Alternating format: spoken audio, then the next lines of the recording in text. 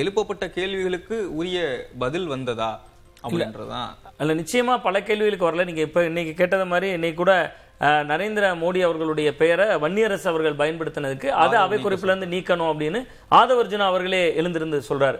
So அப்ப இந்த மாதிரியான விஷயங்கள்லாம் அதிகமான அளவில் கீழே சேருதா அல்லது எமோஷனலா தாவேக்காவினர் பேசுறது சேருதான்னு கேட்டா, எமோஷனலா தாவேக்காவினர் பேசுறத நீங்க ஒண்ணுமே இல்லை, ரமேஷ் அவர்லாம் பேசுறது வந்து கிட்டத்தட்ட ஒரு பட்டிமன்ற ஸ்டைல ரொம்ப ஆக்ரோஷமா அவர் பேசுறாரு.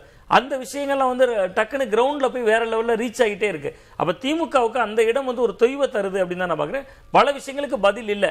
இப்ப கோலப்பண்ண அவர்கள் சொன்ன மாதிரி சின்ன சின்ன கேள்விகள், சின்ன சின்ன விஷயங்கள், கிட்டத்தட்ட ஒரு நீர்வளத்துறை கோரிக்கை, அது போன்ற விஷயங்களுக்கு பதில் வருதே ஒழிய ஒரு கருத்தியல் ரீதியான சித்தாந்த ரீதியான தெளிவு அப்படிங்கிறது நிச்சயமா இல்லை. பட் ஆனா இது என்ன, தாவேக்காவுக்கு தான் இந்த லைவ் காட்டினதுலேயே லாபம் இருக்கு. அவங்க சட்டமன்றத்தை அணுகக்கூடிய விதத்துல நிறைய முரண்கள் இருக்கு. நான் தான் சொன்ன மாதிரி ஒரு எம்எல்ஏ வந்து எனக்கு தனிப்பட்ட வகையில் ஒரு கோரிக்கை, முதல்வர் சிரிக்கிறத பார்க்கணும், பிரத்யேகமா ஸ்கிரீன் கட்டிட்டாங்கிறார். நீங்க ஜனநாயகன் ரிலீஸ் கொண்டாட்டம் அதானே, ஜனநாயகன் கடைசி படம் அப்படின்னு அவங்க அறிவிச்சாங்க. படம் முடிந்தோன்னா கடைசி 5 நிமிடம் அவருக்கு காதலுக்கு மரியாதை, அந்த படம் இந்த படம் ஒவ்வொரு படத்திலையும் நடிச்ச கிளிப்பிங்கா வைப்பாங்க. அதை அப்படியே ரசிகர்கள் அப்படியே உட்கார்ந்து வந்து பார்த்துக்கிட்டே இருந்தாங்க. ஸ்கிரீன் அவுட் யாரும் எந்திரிச்சு போல, தியேட்டர் அவுட்.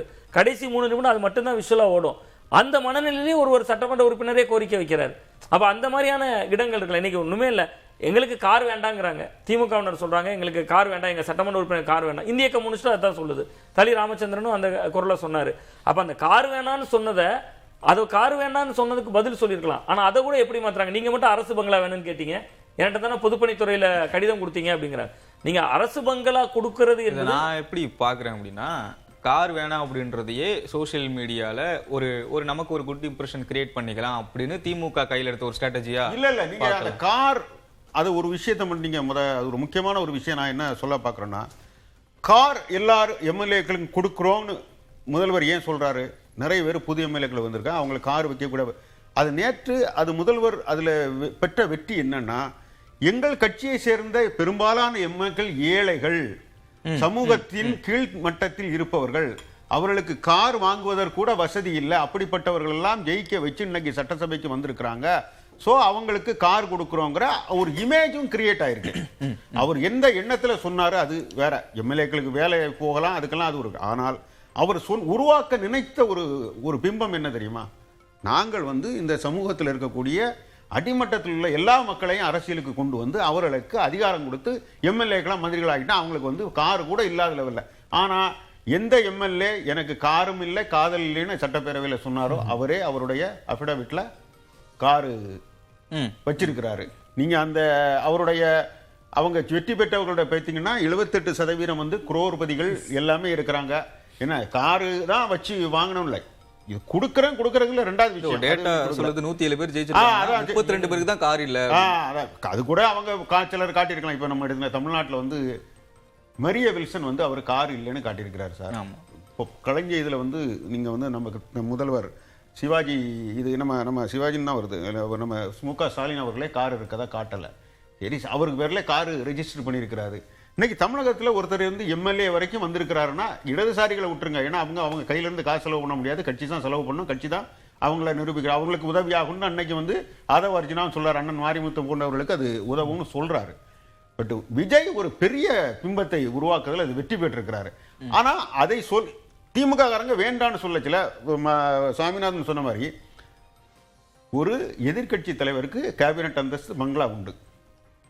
எடப்பாடி பழனிசாமியும் இருக்கிறச்சுல ஒரு முதல்வராக இருக்கிறாரு, பின்பு எதிர்கட்சி தலைவராக இருந்துச்சு அவர் பண்ணலாம். அதை தான் அவர் கேட்டிருக்கிறாரு. புதுசா உங்கள்கிட்ட வந்து எனக்கு ஒரு கார் வாங்கி கொடுன்னு கேட்கல. சோ இதை இவர் வந்து எனக்கு முழங்காலுக்கும் முட்டத்தலைக்கும் முடிச்சு போடுறாரு. சோ இது எப்படின்னா அவர் சொன்ன மாதிரி கரெக்டா கட் பண்ணி ஓட்டுறதுக்கு ஆயிரும் சார். இன்னைக்கு வந்து உதயநிதியை என்ன தெரியுமா பண்ணுவாங்க, உதயநிதி என்னிடம் பங்களா கேட்டு கடிதம் கொடுத்தாருங்கிற அதை வர்ஜினா பேசுறத மட்டும் கரெக்டா எடிட் பண்ணி ஃபுல்லா ஓட்டிடுவாங்க. இது எதுக்கான பதிலா வந்ததுன்னு கான்டெக்ஸ்டே கிடையாது. இதையும் நம்புறதுக்கு ஒரு செட்டு இருக்கிற, அல்லது தெரிஞ்ச பிறகும் அது உண்மை இல்லைங்கிற மாதிரி நம்பிக்கிட்டு இருக்கக்கூடிய ஒரு பெரிய கூட்டம் இந்த ஊர்ல உருவாகி இருக்குது. அது இன்னும் ஒரு வகையில ஜனநாயகத்துக்கு மிகப்பெரிய கேட்டை தான் விளைவிக்கும். நான் மீண்டும் வரேன். திமுக கார் வேணாம் அப்படின்னு ஒரு ஸ்ட்ராட்டஜி கையில் எடுக்கிறாங்க. அது வந்து மக்கள் மத்தியில நமக்கு கார் வேணாம் அப்படின்னு ஒரு நல்ல பேர் வாங்கலாம் அப்படின்ற ஒரு ஸ்ட்ராட்டஜி மாற்றமா இருக்கலாம். இப்போ என்னோட கேள்வி என்னன்னா, தமிழ்நாடு பட்ஜெட் ரொம்ப பெருசு, அதுல கார் அப்படின்னு ஒரு 100 கோடிக்குள்ள செலக்ட் பண்ணி கொடுக்குறாங்க அப்படின்னா அந்த அமௌண்ட் ரொம்ப ரொம்ப சின்னது தானே. அது எதுக்கு வந்து திமுக டிஃபெண்ட் பண்ணணும்? வேண்டாம் எங்களுக்கு வேணாம் அப்படின்னு ஏன் சொல்லணும்? இல்லை, அவங்க வேண்டாங்கிற யூனிவர்சலாக கொடுக்கறது வேண்டாம், தேவைப்படுறவங்களுக்கு கொடுங்கிற பொசிஷன்ல அவங்க இருக்கிறதா நான் புரிஞ்சுக்கிறேன். நீங்க இதை 234 பேருக்கு வேண்டாம், அதாவது யாருக்கு வேண்டாம். சிக்கலே என்னன்னா அவங்க சொல்றது யூனிவர்சல் ஆக்காதீங்க. யூனிவர்சல் ஆக்குனா இப்போ எங்களுக்கு கொடுக்கறத வேண்டான்னு மறுக்கிறாங்கன்னா அரசுக்கு நீ என்ன மாதம் 1 லட்ச ரூபாய் மெயின்டெனன்ஸ் காசு கொடுக்குறீங்களா, அப்போ ஒரு 59 லட்சம் ரூபாய் அரசுக்கு செலவினத்தை குறைக்கிறோம், நீங்கள் அதை வேறு திட்டத்துக்கு யூஸ் பண்ணுங்கன்னு ஒரு எதிர்கட்சியாக நாங்கள் சொல்கிறோன்னு அவங்களுக்கு சொல்கிற உரிமை இல்லாமல் போயிடாதுன்னு நான் நம்புகிறேன். என்ன சிக்கல்னா, இப்போ ஆதவ் அவர்கள் சொன்னது அது எப்படி இன்னைக்கு எதுக்கு மணியோட வரும்னா, பங்களா கேட்ட உதயநிதி, அந்த பக்கம் ஃபயர் ஆன ஆதவ் சட்டமன்றத்தில் பிளாஸ்ட்னு போட்டு அடிச்சு இறக்கிடுவாங்க. நேரு எழுந்து அதுக்கு அவர் ஒன்று சொன்னார், நீங்கள் அரசு பங்களாவில் இல்லை, ஆனால் நீங்கள் சொந்த வீட்டில் இருந்தாலும் உங்களுக்கு பங்களா அலவன்சஸ்ங்கிறது அரசாங்கம் கொடுத்து கொண்டு தானே இருக்கிறதுன்னு ஒன்று கேட்டார். என்ன சிக்கல்னா, நேரு கேட்டது அதோடதோட சேர்த்து இவரோடதை வச்சு டிஎம்கே குரூப்புக்கு மட்டும் போயிடும். நேரு எழுந்ததே அந்த அது காட்சியிலே இல்லாமல் கத்தரிக்கப்பட்டு இந்த குரூப்புக்கு போயிடும். அப்போ திரும்ப திரும்ப இந்த சட்டமன்றம் இப்போ இன்றைக்கு நடந்தது எனக்கு என்னமோ டீலிமிட்டேஷன் பின் பாயிண்டடாக வந்துடக்கூடாதுங்கிறதுக்காக கொஞ்சம் கூடுதல் கவனத்தோடு அதை இன்னைக்கு இந்த கேயாஸை பிளான் பண்ணாங்களா, பிளான் இன் த சென்ஸ் திட்டமிட்டு இப்படி பிரச்சனை பண்ணணுங்கிறத தாண்டி அந்த நோக்கம் மையப்பொருளாக நேற்றைய முதலமைச்சருடைய ஒரு பொலிட்டிக்கல் சோமர் சால்ட் அந்த டீலிமிட்டேஷனை பொறுத்த வரைக்கும் அந்த விஷயம் வந்துவிடக்கூடாது என்பதற்காக அது எடுக்கப்பட்டதாங்கிற கேள்வியும் இருக்கு. நீங்க மோடி என்பதோ அமித்ஷா என்பதோ இதுல இப்போ மானிய கோரிக்கைகள் தொடர்பா அந்த 10,000 கோடிகள் விவகாரம் தொடர்பா பேசிட்டு இருக்காங்க. ஏற்கனவே நிதி நெருக்கடியில தமிழ்நாடு அரசு இருக்குன்னு எல்லா வல்லுநர்களும் சொல்றாங்க. கொடுக்கப்பட்ட நிதியை சரியா செலவு பண்ணல அப்படின்ற ஒரு விஷயமும் சொல்றாங்க. இப்போ நம்ம ஃபோக்கஸ் பண்ணி இருக்க வேண்டிய இடம் என்னன்னா, அத்தனை கோடிகள் இன்னைக்கு விவாதமா இருக்கிறது. அதை எவ்வளவு செலவு பண்ண போறோம், என்ன பண்ண போறோம், கடந்த அரசு என்ன பண்ணிருக்கு, அது தொடர்பான விஷயங்கள் தானே பேசி இருக்கணும். திமுகவும் இடம் கொடுக்குதா எங்களுக்கு கார் வேணான்னு சொல்லி? தாவேக்கா ஒரு விஷயத்தை எப்படி அப்ரோச் பண்ணுவாங்க, நமக்கு எதிராக எப்படி திசை திருப்புவாங்க அப்படின்னு திமுக இன்னும் கத்துக்கிட்டு இருந்திருக்கணும். அது தெரிஞ்சிருந்து இந்த விஷயத்தை அவங்க தவிர்த்திருக்கலாமா அப்படின்னு நான் கேட்கிறேன். இல்லை, கற்றுக்கிட்டு இருக்கணும்னா முழுமையாக தாவேக்கா எல்லாத்தையும் வெளிப்படையாக பெர்ஃபார்ம் பண்ணுறது இல்லையா. அவங்க பெர்ஃபார்மன்ஸ் என்னன்னு இன்னைக்கு வரைக்கும் விஜய் அவர்கள் இன்றைக்கு நடந்த 2 மானிய கோரிக்கைகள் முதலமைச்சருடைய துறை, ஆனால் முதலமைச்சர் பேசல. ஏன்னா அவர் ஏற்கனவே அந்த ஸ்டாண்டிங் ஆர்டர் மூலமா 5 அமைச்சர்களுக்கு நிர்வாக ரீதியிலாக வரதை எல்லாம் பேசி இருக்கணுமே அப்படிங்கிறது. அப்ப என்ன சிக்கல்னா, நான் சொல்றது முதலமைச்சருடைய துறை, முதலமைச்சர் பேசுவார்னு எதிர்பார்த்து வந்திருப்பாங்க. மேபி உங்களுக்கு அந்த ஒரு இடத்துல நான் ஒரு பாயிண்ட் சொல்ல ஒரு குறுக்கிட நீங்க தொடர்ந்து பேசலாம். ஏன்னா இந்த இடத்துல நான் முக்கியமா ஒன்று சொல்ல வேண்டியிருக்கு சார். அவர் இந்தந்த அமைச்சர்கள் பதில் சொல்லுவான்னு அவர் துறைக்கு கொடுத்துருக்கிறாரு. ஆனால் ஒரு 4 நாட்களுக்கு முன்னாலேயே உங்களுக்கு மக்கள் நல்வாழ்வுத்துறை முடிஞ்சிருச்சு, என்ன ஹெல்த் ஃபேமிலி வெல்ஃபேர் முடிஞ்சிருச்சு. ஆனால் அந்த துறையில் உள்ள முக்கியமான அறிவிப்புகளை இவர் வெளியிடுகிறார். என்ன 1 டன், அது எந்த வகையில் நியாயம்னு நான் கேட்குறேன். 1 டன் விடக்கூடாதுன்னு ஒரு சட்டம் இல்லை. நீங்கள் உங்களுடைய சில துறைகளை சில அமைச்சர்கள் பதில் சொல்வாங்கிற முறையில் எழுதி கொடுக்கும் பொழுது அந்த முக்கியமான அறிவிப்புகளை அந்த அமைச்சர்கள் வெளியிட்டால் என்ன, சில கிரெடிட்டை நீங்க வேணும். இந்த 1 டன்ங்கிறது மிக மிக அவசிய முக்கியத்துவம் வாய்ந்த பிரச்சனைகளை இந்த அரசு இந்த நாட்டுக்கு தெரிவிப்பதற்காக அந்த சட்டம் விதிமுறைகள் மூலமா இருக்கிறது. அதுல விவாதம் கூட கிடையாது. பட் என்ன பிரச்சனை ஆயிடுச்சுன்னா, ஜெயலலிதா அம்மையார் காலத்தில் அந்த 1 டன்ங்கிறத வச்சு அதுக்கு நன்றி சொல்றோம் அந்த அம்மா வெளியிட்ட அறிவிப்புக்குன்னு அது ஒரு பெரிய நிலைய வித்வான் மாதிரி எல்லாரும் வரிசை எந்திரிச்சு பேசி புகழ்ந்துட்டு போவாங்க. அது இன்னி வரைக்கும் தொடருது. இதுல தான் சிக்கல். எப்பவுமே என்னன்னா, நீங்க தான் சார் HRNC மினிஸ்டர், உங்க துறையில மானிய கோரிக்கை எல்லாம் முடிஞ்சிடும். ஆனா நான் நாளை கழிச்சு முதல்வரா உங்க துறையில உள்ள முக்கியமான அறிவிப்பை நான் வெளியிட்டா இது எந்த வகையில நியாயம்னு நான் கேட்கிறேன். முதல்வர் வெளியிடக்கூடாதுன்னு அது சட்டம்லாம் எதுவுமே சொல்லல. பட் இந்த மற்ற துறையில பதிலளிக்க அவருக்கு அதிகாரம், மற்ற அமைச்சர்களுக்கு அதிகாரம் கொடுத்திருக்க நீங்கள் அவர் அந்த அமைச்சருடைய துறை தொடர்பான முக்கிய அறிவிப்புகளை நீங்க வெளியிட அவங்களுக்கு அனுமதிக்கணும்ல. அதுதான் நான் கேள்வியை கேட்கிறேன். நீங்க தொடரலாம். எப்படி பார்த்தாலும் அதை லான்ச் பண்ண போறது முதலமைச்சர் தான் பண்ண போறாரு. நீங்க ஆப்வியஸா தாய்மாமன் தங்க போது இப்ப இன்னைக்கு அது குறித்து இவர் ஐ திங்க் மனோஜ் பாண்டியன் ஒரு விஷயத்தை கிளப்பினாரு.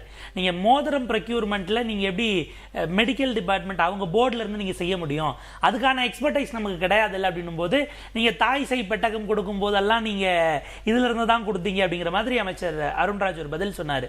பட் அந்த டெக்னிக்காலிட்டிஸ்குள்ள நம்ம உள்ள போலனாலும் கடைசியா சொல்லும் போது நாங்க அந்த மோதிரத்தோட சேர்த்து ஒரு குழந்தைகளுக்கான கிட்டும் கொடுப்போம், அதுல பொம்மை உட்பட பல விஷயங்கள்லாம் இருக்கும், அதனால நாங்க செஞ்சுப்போம் என்பதாக அந்த பதில் போனது. இங்க என்னன்னா, ஆன் ஸ்பெசிபிக்ஸ்குள்ள போகும்போது தாவேக்கா அவங்களுக்கு கண்டென்ட் வந்து குறைவாக இருந்தாலும் கான்ஃபிடென்ட்டா அவங்க டெலிவர் பண்றாங்க, பெர்ஃபார்ம் பண்றாங்க, பதிவு பண்றாங்க. ஆளுங்கட்சியா இருக்கிறதுனால அந்த ஸ்பேஸ் கூடுதல் கான்ஃபிடென்ஸ் உங்களுக்கு கொடுக்குது. நீங்க ஆரம்பத்தில் கேட்டீங்க யார் காப்பாற்றுகிறார்கள், எனக்கு தெரிய ஓவர் டைம் பார்த்துட்டு இருக்கிறது மாண்புமிகு பேரவைத் தலைவர் அவர்கள் தான்.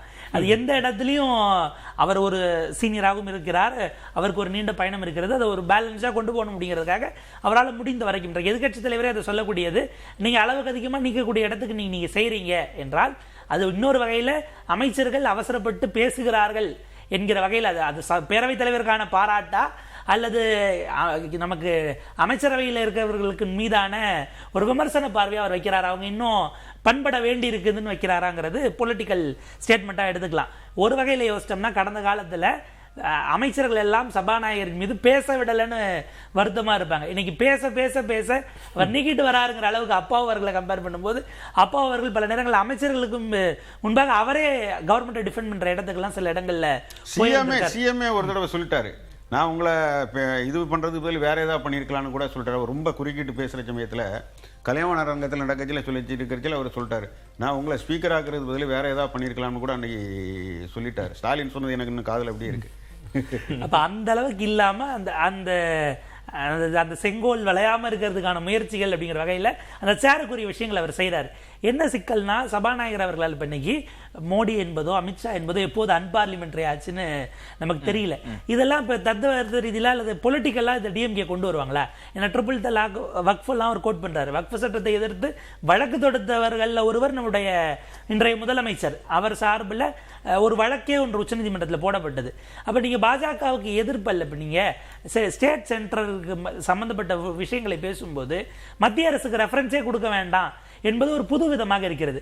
ஆனால் இதை நோக்கி நீங்கள் கேள்வி எழுப்புனீங்கன்னா அது அந்த இடத்துல அரசியல் விவாதமாக இருப்பதற்கு பதிலாக தனிமனித தாக்குதலாக மாறி அந்த பாயிண்ட்டுக்கே வர மாட்டேங்கிறாங்க. டீலிமிட்டேஷனில் ஸ்டாண்ட் மாறுச்சா இல்லையா? நேற்றைக்கு விடி சதீசன் அப்படியே இதே எண்ணிக்கையில் நிறுத்த வேண்டும், ஃப்ரீஸ் பண்ணுங்கன்னு அவர் அதே கூட்டத்தில் பேசுறார். ஃப்ரீஸ் டீலிமிட்டேஷனோ நோ டீலிமிட்டேஷனோ சட்டவிரோதம், எய்தர் இல்லீகலும் கிடையாது அன்கான்ஸ்டிடியூஷனலும் கிடையாதுன்னும் போது முதலமைச்சர் நிலைப்பாடு மாறி இருக்கிறதா என்கிற கேள்வி இன்றைக்கு ஆக்சுவலாக அதுதான் வந்திருந்திருக்கணும். அது ஹெட்லைன் சார். நீங்கள் ஒரு வாரத்துக்கு முன்னாடி சட்டமன்றத்தில் என்ன சொன்னீங்களோ அதை அப்படியே நீங்கள் இன்னொரு கான்ஸ்டியூஷன் மூலமா கொடுக்கப்பட்ட பவர்ஸில் தான் உங்களுக்கு ரீஜனல் கவுன்சில் இருக்கு. இன்னொரு கான்ஸ்டியூஷன் மூலமா உருவாக்கப்படுகிற ஒரு கூட்டத்தில் போய் நீங்கள் அதுக்கு மாற்று பேசுறீங்கன்னா பேரவைக்கு அந்த மாற்றத்துக்கான காரணத்தை மாண்புமிகு முதலமைச்சர் விலக்கி இருக்க வேண்டாமா, கம்யூனிகேட் பண்ண வேண்டாமா என்கிற கேள்வி வருது. எனக்கு இந்த இடத்துல அவரு ஏன் நேற்று பல்ட்டி அடிச்சிட்டாருங்கிறத ஒரு குற்றச்சாட்டு சொல்கிறாங்க. முதல்வர் வந்து சட்டப்பேரவையில் வந்து 543 ஃப்ரீஸ் பண்ணணும்னு கேட்டுக்கிட்டு நேற்று வந்து மாநிலத்துடைய நலன்கள் பாதிக்கப்படாத வரையில் கொடுக்கணும்னு சொல்லிட்டாருன்னு ஒரு பேச்சில் வருது. என்னுடைய அரசியல் ரீதியாக அதுக்கு ஒரு முக்கியத்துவம் இருக்குன்னு நினைக்கிறேன். ஏன்னா இப்போ ஒரு பரவலாக பேசப்படக்கூடிய ஒரு பேச்சுன்னா திமுக வந்து பாஜகவை நோக்கி நல்ல நகருங்கிறதுங்கிற ஒரு இருக்குது. ஸோ அந்த எந்த கேப்பும் கொடுக்கக்கூடாதுன்னு தாவேக்கா நினைக்கிறதுன்னு நீங்கள் கூட அப்படி கூட நீங்கள் எடுத்துக்கலாம். இப்போ இன்றைய ஆளும் தாவேக்கா அரசு மத்திய அரசோட போறாங்களே, ஆனால் ஒரு முரண்பாடோட அவருடைய மோதல் போக்கை கடைபிடிக்கிறதுக்கு எந்த வகையிலையும் தயாரில்லை என்பது உங்களுக்கு ரொம்ப தெளிவாக புரிஞ்சிடும். நீங்கள் வந்து அவங்க தமிழ்தாய் வாழ்த்துக்கு தீர்மானம் போடச்சில கூட ஹோம் மினிஸ்ட்ரி அனுப்புன சர்க்குலரில் என்ன இருக்குன்னு அவங்க மென்ஷன் பண்ணவே இல்லை, வந்திருக்குன்னு போட்டாங்களே இதோட. ஸோ அரசியல் ரீதியாகவும் எந்த ஸ்பேஸையும் திமுகவுக்கு கொடுக்கக்கூடாதுங்கிறதுல தாவேக்க கவனமாக செயல்படுகிறது. அதுதான் நேற்று வெளிப்பட்டிருக்கிறதுன்னு என்னுடைய அந்த சவுதர்ன் சோன் மீட்டிங் நடந்தது இல்லையா, அதில் டீலிமிட்டேஷனில் முதல்வர் விஜய் பேசிய பேச்சு அதை பிரதிபலிப்பதாகத்தான் நான் இல்லை. இன்னைக்கு ஆதவர்ஜுனா பழைய ஸ்டேட்மெண்ட்ல தானே நிற்கிறாரு. 543 சொல்றாரு. பட் நேற்று ஏன் அதை சொல்லலை? நாங்கள் சட்டப்பேரவையில் இதை தீர்மானம் போட்டிருக்கிறோம், இந்த 543 தான் எங்கள் ஸ்டாண்டர்ட். நேற்று ஏன் சொல்லலை? அவருடைய பேச்சில் அது ஏன் இடம் வரலன்னு நான் கேட்குறேன்.